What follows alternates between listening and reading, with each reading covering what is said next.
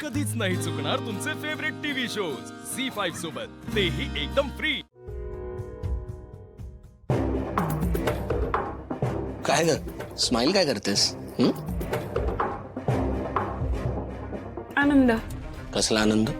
अरे बऱ्याच दिवसानंतर असं पाय चेपून देतोयस, प्रेमाने वागवतोयस म्हणून बरं वाटलं। थँक्यू।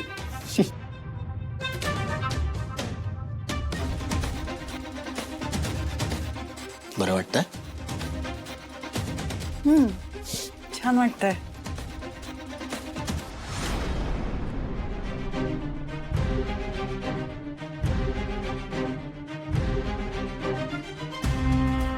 शिवा, काय झालं? हे मी तुला विचारलं पाहिजे, काय झालं? आशू, कीर्तिताईंच्या बाबतीत मी चुकते का रे?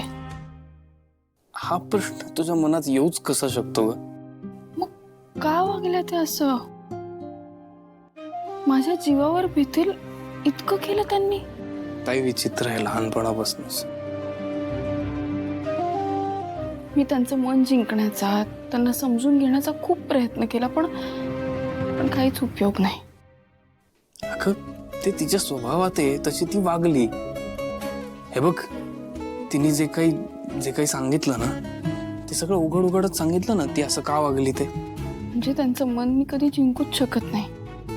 त्यांच्या मनात माझ्याविषयी राग आहेच आणि तो राहणार ऐक, काय? हे बघ ऐक, एखाद्याचं मन जिंकण्यासाठी त्याच्या मनात थोडी तरी माणुसकी असणं गरजेचं आहे ना। इथे तसं काहीच नाहीये। आशू, अरे मला माहितीये मी माझ्याच बहिणीबद्दल बोलतोय, पण आता काय, ही सत्य परिस्थिती आहे। तरी आईला तिने केलेल्या अर्ध्याच गोष्टी माहिती आहेत, बाकीच्या गोष्टी जर तिला सांगितल्या ना तर नको ते जाऊ दे। पण आशू, मला ना अजून एक गोष्ट कळत नाहीये।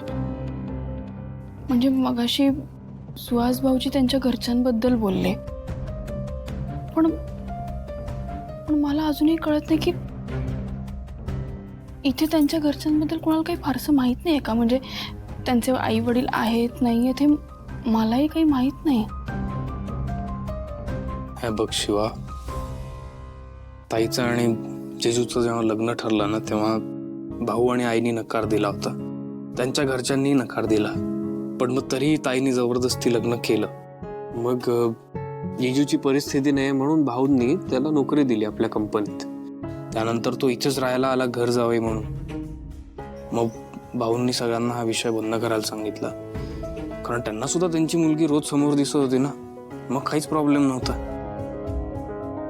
मग आम्ही विषयच बंद केला। पण तू ऐक, तू फार काळजी नको करू, झोपतो। अरे पण आशू, सीताईंनी कीर्तिताईंना दिलेल्या शिक्षेचं काय? त्यांच्या मनात अजूनही राग राहणारच आहे। तो राग आता हे बघ, तिला जी शिक्षा मिळाली आहे ती मिळणं गरजेचं आहे। ती जर नाही मिळाली तर तिला असं वाटेल आपण जे वागतोय ते बरोबर आहे। अगं हे बघ, माणसाला चांगल्याचा आणि वाईटाचा थोडा विचार करण्याची कपॅसिटी असणं गरजेचं असतं ना, ती इथं नाहीच आहे। तिला मिळू दे शिक्षा, योग्य वेळी योग्य ती शिक्षा मिळणं गरजेचं आहे तिला। तू झोप, विचार नको करू, झोप।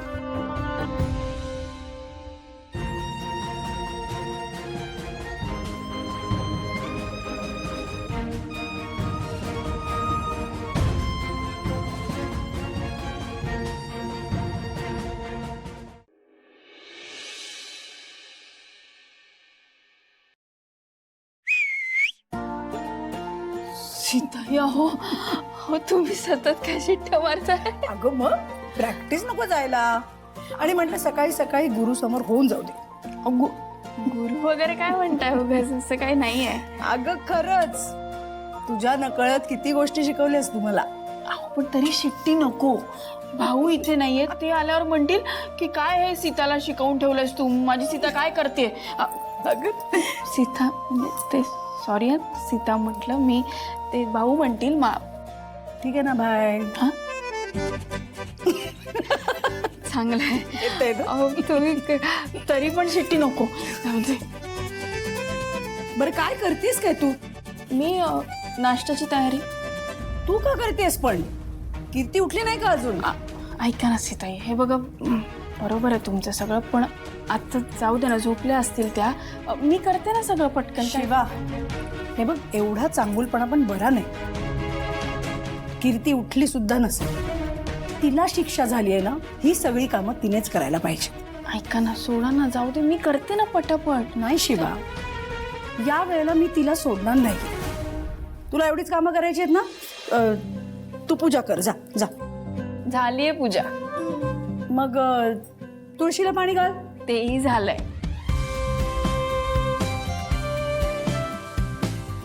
बघ, नजर लागली होती तुला. ठीक आहे हो सीताई, मी म्हटलं ना, मी पटकन नाश्ता करते, लगेच होईल.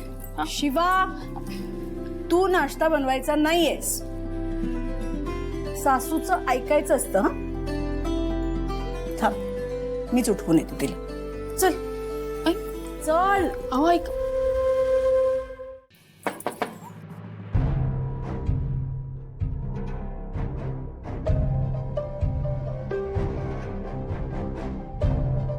छान.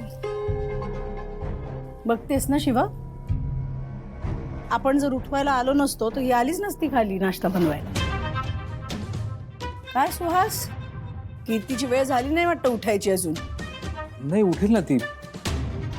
काल रात्री जे काही घडलं त्याच्याबद्दल नंतर तिला खूप वाईट वाटलं आणि पश्चातापाने रात्रभर रडत होती. अहो, आता थोड्या वेळापूर्वीच तिला झोप लागली. उठेल ती. अरे पण आज तिला शिक्षा भोगायची आहे, कामं करायची आहेत घरातली सगळी, आणि उशिरा तर काय आम्ही सगळेच झोपलोय. हो, नाही पण ती उठेल, मी उठवतो ना. कीर्ती, सुहास, झोपू दे मला प्लीज. अशी नाही ऐकणार. तुला कळत नाही का मी झोपले ना.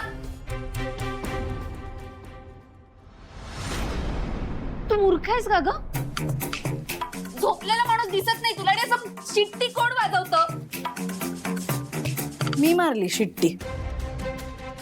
आई, काय उठायचं नाही का? आई प्लीज, हे बघ, मी खूप दमले. कीर्ती, काल रात्री सगळं काय झालं तुला आठवत नाहीये? सगळ्यांसाठी नाश्ता करायचा आहे तुला. 5 मिनिटात खाली हवी आहेस तू, आणि जर आली नाहीस ना तर 10 मिनिटात या घराच्या बाहेर असशील.